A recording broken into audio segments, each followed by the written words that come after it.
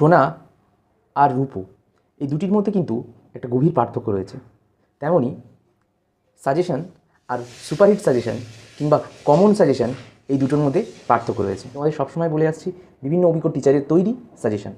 English আজকের মাধ্যমিক test পরীক্ষার ইংরেজি যে সাজেশন সেটা কিন্তু অবশ্যই কর্মকার স্যার আমাদেরকে হেল্প করেছে বা বানিয়ে দিয়েছেন। প্রথমেই তাকে হাত জোড় করে ধন্যবাদ জানাচ্ছি। তারপর তোমাদেরকে বলবো যে আজকের মাধ্যমিকের টেস্টের সম্পূর্ণ কমন সাজেশন পেতে ভিডিওটি মনোযোগ সহকারে প্রথম থেকে শেষ অবধি দেখতে থাকো। Seen, unseen, grammar, writing skill কী কী আসবে সব বলে দিয়েছি। মাধ্যমিক টেস্ট পরীক্ষার ইংরেজি সাজেশনে কীভাবে দেবো অবশ্যই এই ভিডিওতে, এবং তার আগে বলে দিই কীভাবে তোমরা বেশি নাম্বার তুলবে। পুরো সিলেবাস পড়ে নেবে, পাঠ্য বইটা তোমরা মনোযোগ সহকারে পড়বে আর আমাদের দেওয়া সাজেশনগুলি ভালো করে প্র্যাকটিস করবে। এই ইনস্ট্রাকশনগুলো দিয়ে এই ভিডিওটা শুরু করছি। এবার চলো দেখে নিই যে প্রোজ কী কী রয়েছে। Father self, the passing away Bapu, our runaway kite, the cat. বন্ধুরা, the lesson which are marked with stars are very important. মানে এখানে দেখো ডবল স্টার বা ট্রিপল স্টার করা আছে যেগুলো, সেটা ইম্পর্টেন্ট। ফাদার সেলফ থেকে সিন আনসিন পড়বে, সিন পড়বে। আওয়ার রানওয়ে কাইট থেকে সিন পড়বে, দ্য ক্যাট থেকে সিন পড়বে। The passing away of Bapu এবছর ইম্পর্টেন্ট নয়। এরপর পোয়েমে fable, my own true family, sea fever আর দ্য স্নেল, এই কটা রয়েছে মাত্র। এবং চারটে পোয়েমের মধ্যে মাত্র তিনটি পড়বে, একটিকে বাদ দেবে। সেটা কোনটা বাদ দেবে? সি ফেভারটাকে বাদ দেবে। এবছর ইম্পর্টেন্ট নয়। এবছর fable, my own true family, the snail. তবে দ্য স্নেল আর মাই ওন ট্রু ফ্যামিলি এই দুটো খুবই ইম্পর্টেন্ট বলে মনে করা যাচ্ছে। এরপর আমরা চলে যাব রাইটিং সেকশানে। দেখো, রাইটিংয়ে প্যারাগ্রাফ থাকে, রিপোর্ট থাকে, লেটার থাকে, নোটিশ থাকে, প্রসেসিং থাকে, বায়োগ্রাফি থাকে, স্টোরি থাকে, ডায়লগ থাকে, সামারি থাকে। তবে এর মধ্যে সব করতে হবে না। তোমাদের প্যারাগ্রাফ করতে হবে, রিপোর্ট করতে হবে, নোটিশ করতে হবে, প্রসেসিং করতে হবে, স্টোরি করতে হবে আর ডায়লগ করতে হবে। তো এবারে এর মধ্যে থেকে কী করতে হবে সেটাও আজকের এই ভিডিওতে বলে দেবো। বাদ দেবে লেটার করার দরকার নেই। প্রসেসিং করবে, বাদ দেবে, সামারি বাদ দিয়ে দেবে, বায়োগ্রাফি বাদ দিয়ে দেবে। ঠিক আছে, বায়োগ্রাফি আসবে না এবছর, তার সাথে সাথে লেটারও আসবে না এবং সামারিও আসবে না। ঠিক আছে, বুঝে গিয়েছো? স্ক্রিনশট করে নিতে পারো, ভিডিও পজ করে লিখে নিতেও পারো। গ্রামার সেকশানে কী কী গ্রামার আসে?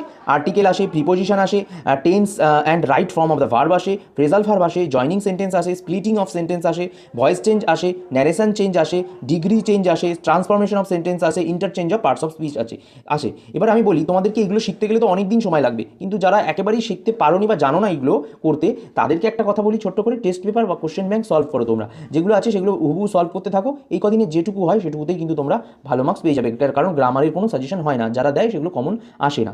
এরপর বলি যে মার্কস ডিস্ট্রিবিউশনে যদি আমরা নজর রাখি, সেখানে দেখব যে সিনে প্রোজ গল্প থেকে কিন্তু অবশ্যই 1 নম্বরের 5টা এমসিকিউ আসবে, 1 নম্বরে 3টে আসবে আর 2 নম্বরে 2টো প্রশ্ন আসবে। আর পোয়েম থেকে সেই একই 1 মার্কসের 4টে, 2 নম্বরে 2টো।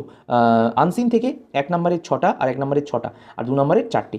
তো টেক্সচুয়াল গ্রামার থেকে সব মিলিয়ে তোমাদের রাইটিং থেকেও কিন্তু 10 নম্বরে 3টি রাইটিং থাকবে, 30 নাম্বার। তো সব মিলিয়ে তোমাদের 100তে 90 নম্বরের পরীক্ষা হবে লেখা। ঠিক আছে, সেখানে প্রোজ থেকে আসবে 5 দিনে 8 4 12, আর পোয়েম থেকে আসবে 8, মানে 12 8 20, আনসিন আসবে হচ্ছে 6 6 12 8 20, 20 20 40, আর এখানে রাইটিংয়ে 70, আর 20 নাম্বার থাকবে তোমাদের প্রোজ পোয়েম ছাড়া, আনসিন ছাড়া, গ্রামার টামার মিলিয়ে, সব মিলিয়ে টোটাল 100তে পরীক্ষা হয়। এবং 100-র মধ্যে 90 নাম্বার কিন্তু লিখিত হয়, 10 নাম্বার প্রজেক্ট হয়। প্রজেক্টটা জমা দিয়ে দিও। ঠিক আছে, সিনে 20 থাকবে, আনসিনে 20 থাকবে, গ্রামারে 20 থাকবে, রাইটিংয়ে 30 থাকবে। তাহলে 20 20 40 20 60 30-এ 90 নাম্বারের টোটাল পরীক্ষা মানে তোমাদের লিখিতভাবে হবে। এবার বলি আনসিন, অনেকে বলো দাদা সাজেশন দাও। দেখো, অনেকে অনেক কিছু আনসিন দিয়ে দেয়, আসলেই কিন্তু কিছু আসে না। আনসিন লেখার পদ্ধতি আছে, দেখে নাও। আনসিন ন্যাচুরাল ডিজাস্টার নিয়ে আসতে পারে। ধরে নাও রিসেন্টলি কোনো ভূমিকম্প, রিসেন্টলি কোনো ঝড়, রিসেন্টলি কোনো সুনামি, রিসেন্টলি কোনো ল্যান্ডস্লাইডস হয়েছে, সেই রকম কিছু নিয়ে আসতে পারে। তো আপাতত এই মুহূর্তে রিসেন্টলি কোনো ঝড় বা কোনো বড় আসেনি। অ্যাক্সিডেন্ট কিন্তু রিসেন্টলি ট্রেন অ্যাক্সিডেন্ট হয়েছে, ঠিক আছে, প্লেন ক্র্যাশ হয়েছে, তো এইগুলো নিয়ে আসতে পারে। রিসেন্টলি ট্রেন অ্যাক্সিডেন্ট, তোমরা এটা অবশ্যই কিন্তু আনসিন প্যাসেজ সেখান মানে প্র্যাকটিস করবে। ঠিক আছে, তোমাদের যে রিসেন্টলি যে ট্রেন দুর্ঘটনা হয়েছে সেইখান থেকে একটা প্যাসেজ তুলে দিল পেপার থেকে, এবং সেটা থেকে প্রশ্ন উত্তর করতে দিল। এরপর কিছু এক্সট্রাও দিয়ে দিয়েছি, কারোর বায়োগ্রাফি দিয়ে তার ব্যাপারে প্রশ্ন করতে পারে, কোনো ডাকাতি হয়েছে, কিডন্যাপিং হয়েছে। এছাড়া এনভায়রনমেন্টাল কোনো প্লান্টেশন, সেফ ড্রিঙ্কিং ওয়াটার, এরকম কিছু মেসেজ, মানে কিছু বড় প্যারা দিয়ে সেখান থেকে প্রশ্ন দিতে পারে। তো this topics must be practice, beside it practice test paper and question bank unseen. তো এছাড়াও তোমরা কোশ্চেন ব্যাংকের আনসিন প্র্যাকটিস করতে পারো, অথবা আমরা যে টপিকগুলো বলে দিলাম, আশা করি বুঝতে পেরেছো। আমি এখন টপিক ধরে ধরে বলে দিতে পারি না, মানে পুরো একদম দিয়ে দিতে পারি না। একটা আনসিন দিলেই 4-5 পেজ হয়ে যাবে, 2 পেজ 3 পেজ হয়ে যাবে, সেখানে আমি কী করে দেবো? সেই জন্য আমি এইভাবে দেওয়ার চেষ্টা করছি। এইরকম আশা করি সাজেশন কেউ বুঝিয়ে দেবে না। তো বলে দিই, রিসেন্টলি ট্রেন অ্যাক্সিডেন্ট হয়েছে, শুধু সব পড়তে হবে না, এখানে আমি যা যা দেখালাম আনসিন সব বাদ দিয়ে একটাই আনসিন পড়ে যাবে। সেটা হলো এই যে উড়িষ্যার ট্রেন অ্যাক্সিডেন্ট হয়েছে, এই বড় ট্রেন অ্যাক্সিডেন্টটা নিয়ে আনসিন প্র্যাকটিস করবে একটা। ঠিক আছে, এরপর তোমরা এখানে দেখো আমি বলেইছি practice unseen on some recent topics কিন্তু এই দুর্ঘটনাটাই হয়েছে, ট্রেন দুর্ঘটনা। ঠিক আছে, প্যারাগ্রাফ রাইটিংয়ের মধ্যে কী কী আসবে, আমরা স্টারমার্ক করেছি এবং স্টারমার্ক ছাড়াও কিছু দেখো, ইম্পর্টেন্স অফ আর্লি লাইজিং এটা important, discipline in students life এটা important, habit of reading books এটা ইম্পর্টেন্ট, ফেভারিট সিজন তোমার প্রিয় ঋতু এটা ইম্পর্টেন্ট, অ্যাডভান্টেজ অফ মর্নিং ওয়াকের সুবিধা এটা ইম্পর্টেন্ট। তো star rating is very important, মানে বেশি ইম্পর্টেন্ট নয়, এখানে মাত্র দুটো, ডিসিপ্লিন ইন স্টুডেন্ট লাইফ আর ইম্পর্টেন্স অফ আর্লি রাইজিং, এই দুটো পড়ে নেবে। রিপোর্ট রাইটিংয়ে আমি আবারও বলি, রিপোর্ট রাইটিং অনেকেই কিন্তু দিয়ে দেয় যে এইটা দিয়ে দিল, একটা যে কোনো দিয়ে দিল, দুটো দিয়ে দিল, এগুলো আসে না। তোমাদেরকে রিপোর্ট রাইটিং প্রত্যেকটা বিভাগ থেকে একটা করে প্র্যাকটিস করে যেতে হবে। মানে অ্যাক্সিডেন্ট যদি হয় তাহলে train accident, plane crash, recently train accident হয়েছে এটা নিয়ে দিতে পারে, স্ট্রিট কোনো অ্যাক্সিডেন্ট হয়েছে, বড় কোনো ধ্বংস হয়েছে, কোনো আগুন লেগে গেছে, কোনো ঘটনা নিয়ে কিন্তু রিপোর্ট দিতে পারে। আরও কোনো সেলিব্রেশন হয়েছে আগের দিন স্কুলে, টিচার্স ডে হয়েছে বা ইন্ডিপেন্ডেন্স ডে হয়েছে বা বার্থডে হয়েছে বা কালচারাল প্রোগ্রাম হয়েছে, সেই কোনো স্কুলে বা বাড়িতে বা কোনো পার্টিতে, কোনো অনুষ্ঠানে, কোনো জায়গায়, সেই অনুষ্ঠানের পরের দিন তোমাকে রিপোর্ট লিখতে হবে আগের দিন কী কী হয়েছে। ন্যাচারাল ডিজাস্টার নিয়ে একটা প্র্যাকটিস করে যাবে, কোনো ধ্বংস, ভূমিকম্প, এইসব।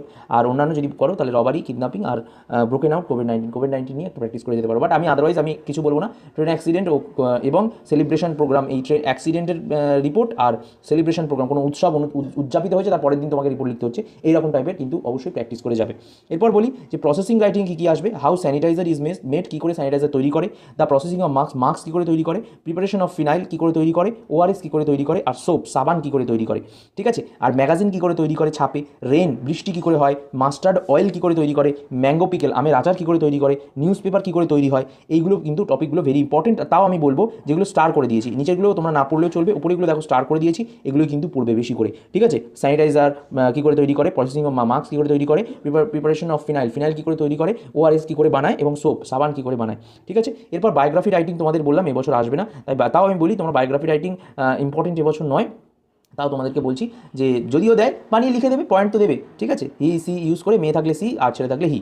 ঠিক আছে, স্টোরি রাইটিংয়ে কী কী আসবে, the monkey and the cap seller, the clever জাজ, the sailor and the monkey, the tiger and, আমি স্টোরি রাইটিংয়ের ভরসা করি না। দেখো স্টোরি রাইটিং এখানে যে কটা দিলাম আমি জাস্ট ফর, এখানে স্যার যা দিয়েছে সেটা বলে দিলাম, বাট স্টোরি রাইটিং আমি মনে করছি না এখান থেকে একটা ইম্পর্টেন্ট খুব দ্য রিয়েল মাদার আসতে পারে।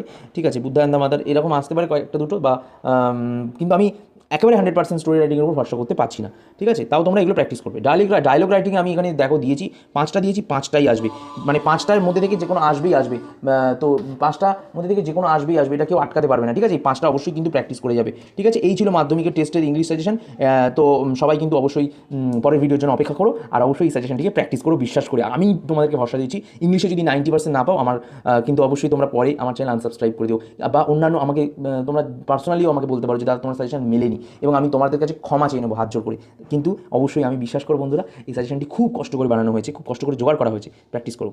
আশা করি বন্ধুরা তোমরা সমস্ত সাজেশন খাতাতে টুকে নিয়েছো, পদ্ধতিটা কীভাবে লিখতে হবে সেটাও বুঝে গিয়েছো। পরবর্তী সাবজেক্টের জন্য অবশ্যই এই ভিডিওটাকে বন্ধুদের মধ্যে প্রচুর পরিমাণে শেয়ার করো, লাইক করো, শেয়ার করো, কমেন্ট করো, সাবস্ক্রাইব করো শুভ ক্লাসেস ইউটিউব চ্যানেল।